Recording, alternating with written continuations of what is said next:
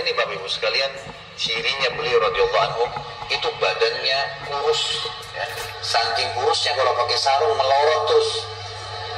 Baik, radhiyallahu anhu.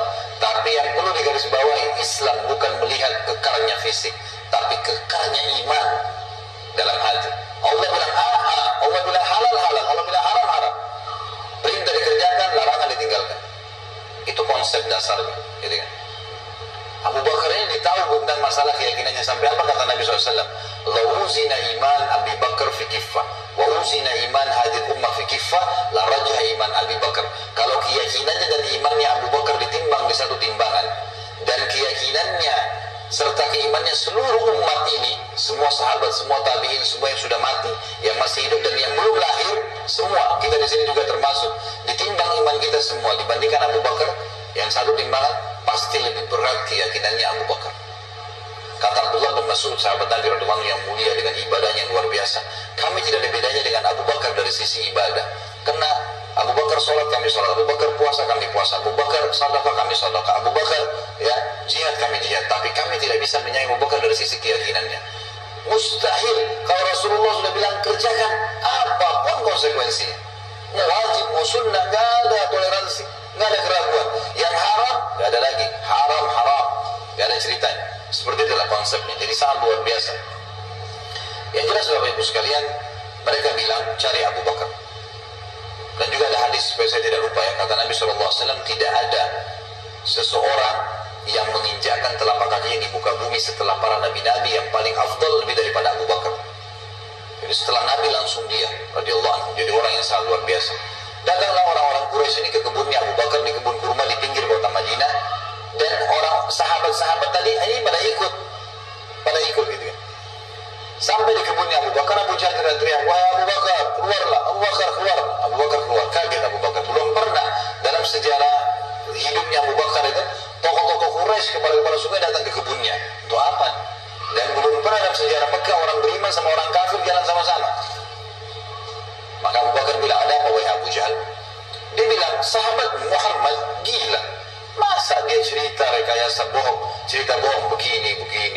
Abu Bakar ini belum dengar dari Nabi. Abu Jahal yang jelasin, begini, panjang lebar sampai selesai, sampai kembali lagi ke Mekah. Abu Bakar sudah tahu nih apa tujuannya Abu Jahal. Kalau dia mau beriman, dia sudah beriman sama Nabi, tapi datang sini mau ngacoin. Kata Abu Bakar ada dua riwayat. Riwayat yang pertama, wahai Quraisy, bukan cuma Abu Jahal, wahai Quraisy, Muhammad mengaku turun wahyu dari langit ke rumahnya, dan saya percaya. Apa bedanya dengan dia kalau naik ke langit? Sama saja, tidak akan menggoyahkan saya. Riwayat yang kedua yang unik nih, dia mengatakan, wahai Quraisy, ketahuilah kalau depan mata saya ada tembok warnanya putih, jelas putih. Muhammad bilang tidak Abu Bakar, itu hitam. Saya akan bohongkan mata saya dan saya bilang hitam. Luar biasa. Mau digoyahkan bagaimana nih? Tembok putih? Enggak, salah Abu Bakar. Oh iya, salah. Matanya salah. Bayangin tuh. Apa kira-kira bisa menggoyahkan keyakinan seperti ini? Luar biasa. Pokoknya Allah Rasulnya bilang selesai, nggak ada toleransi. Jadi, sudah selesai, semua dikerjain. Biar seluruhnya benci. Tembok warna putih, Muhammad bilang hitam, saya bilang iya, mata saya salah, hitam berarti. Abu Jahal dan orang Quraisy diam. Ini nggak bisa lagi digoyahkan. Abu Bakar radhiyallahu anhu tahu ada masalah nih. Dia tanya orang sahabat-sahabat, di mana Rasulullah SAW? Kata mereka di Bukit Abi Kubais, dikerumuni orang. Abu Bakar ke sana. Pasti dari sana dari jauh Abu Bakar teriak, ya Rasulullah, suara keras sengaja. Orang waktu dengar orang teriak, semua bubar-bubar kasih jalan. Seperti kalau di masjid ada yang teriak dari belakang panggil saya, mungkin Bapak Ibu akan lihat ke arah. Suaranya keras sengaja. Nabi SAW lihat yang datang, Abu Bakar senyum, udah tahu siapa yang datang. Ini tokohnya umat, luar biasa. Jadi dia bisa membalik Bapak Ibu sekalian Abu Bakar dengan hikmah Allah. Satu Mekah yang ragu tadi, yang kafir dan yang beriman pun tentang Isra Mi'raj ini kembali semuanya percaya kalau itu terjadi. Dia bisa membalik itu dengan hikmah Allah. Ini kisahnya begitu. Abu Bakar lalu mengatakan, ya Rasulullah, dengan suara keras, Abu Jahal datang ke kebun saya dan berkata, kalau anda menceritakan begini, diceritain semua sambil jalan, sambil ngobrol nih, sambil bicara. Jadi orang pada makin nyebar berita Isra Mi'raj. Ternyata Abu Bakar sudah dengar sampai selesai. Pas tiba naik di Bukit Abi Kubais sebelah Nabi SAW, Abu Bakar teriak dengan suara keras, benarkah ya Rasulullah?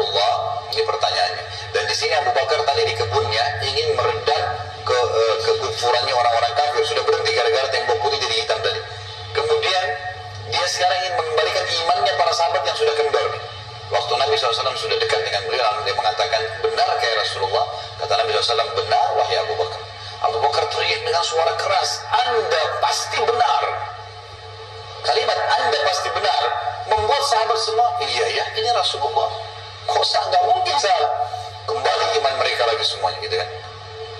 Lalu Abu Bakar ingin membuat satu Mekah yakin Isra Mi'raj. Apa yang dia lakukan? Dia bilang, ya Rasulullah, saya mau minta satu hal, bisa? Kata Nabi SAW, silahkan Abu Bakar. Di sini di Mekah, satu Mekah, semua tahu Anda belum pernah ke Palestina. Belum pernah ke Palestina. Dan di Mekah ini ada tokoh-tokoh Quraisy, bukan orang biasa, kepala-kepala sukunya yang selalu bolak-balik Palestina. Yang Allah sebutkan rihlatas syita'i was saif, musim dingin dan musim panas, rekreasi mereka itu ke Palestina dan ke Yaman. Tiap hari mereka menghafal ke Palestina, pintu gerbangnya, jalannya, pasarnya, semua dikenal. Masjid Aqsa mereka tahu semuanya, bahkan mereka tahu warnanya segala. Apakah Anda bersedia ya Rasulullah kalau saya panggil mereka, Anda menceritakan apa yang Anda lihat di sana, pintu gerbangnya, jalannya, bentuk-bentuk rumahnya, apa saja? Kata Nabi SAW, tentu saja. Lalu Abu Bakar panggil orang-orang Quraisy, wahai tokoh-tokoh Quraisy, kumpullah. Dipanggil semua, kumpullah. Datang Abu Jahal grup nih sama teman-temannya semua. Tiba di situ kata Nabi, kata Abu Bakar, hai Quraisy, Muhammad akan menceritakan sesuatu pada kalian tentang Palestina. Kalian semua tahu Muhammad belum pernah ke Palestina.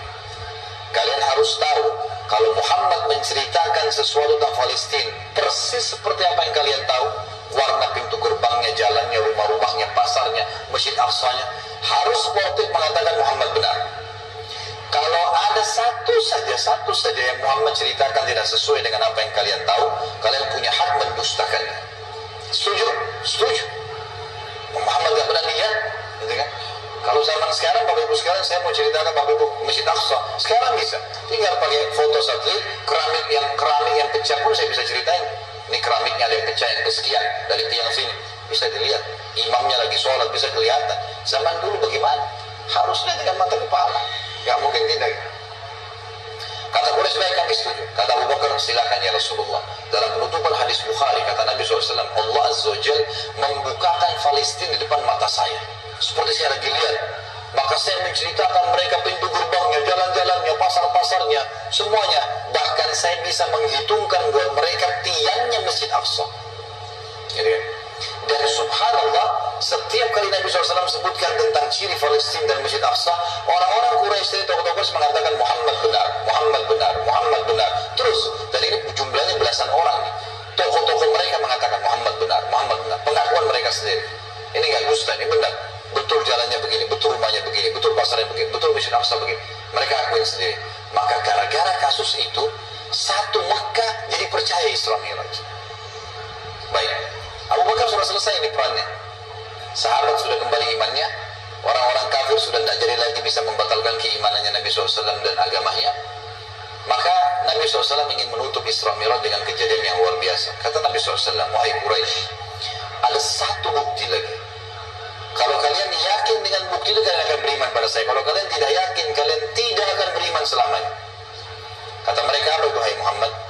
Kata beliau, waktu saya sedang pulang dari Palestina ke Mekah, di atas burak tuh, kuda yang bersayap, saya melihat ada kafilah kalian. Kafilah ini 3 ekor unta ke atas, sedang jalan. Jumlahnya sekian belas unta, di atasnya ada fulan, orang-orang Quraisy, fulan, dan unta yang paling depan, unta berwarna putih, di lehernya ada kain warna merah. Di tengah-tengah lembah, mereka sempat kehilangan unta, dan saya lihat unta mereka. Lalu saya teriak, wahai Quraisy, unta kalian di lembah fulan. Karena Nabi kenal semua nih siapa yang ada di situ. Orang-orang Quraisy tokoh-tokohnya. Ada lembah fulan, ambillah. Maka mereka mengikuti suara saya dan mereka menemukan unta mereka. Kafilah itu 2 hari lagi sampai di Mekah. Tanya pada mereka. Ini detail sekali. Kalau sekarang orang dari Bandung ke Jakarta, saya mau tahu mobilnya di mana, saya bisa ikutin. Sudah nih. Ada kamera, ada satelit, canggih. Zaman dulu bagaimana caranya ceritain, kecuali kalau lihat dengan mata kepala. Ini bukti real. Setelah 2 hari Bapak Ibu sekalian, satu kota Mekah, perempuannya, laki-lakinya, orang tua, anak-anak yang kafir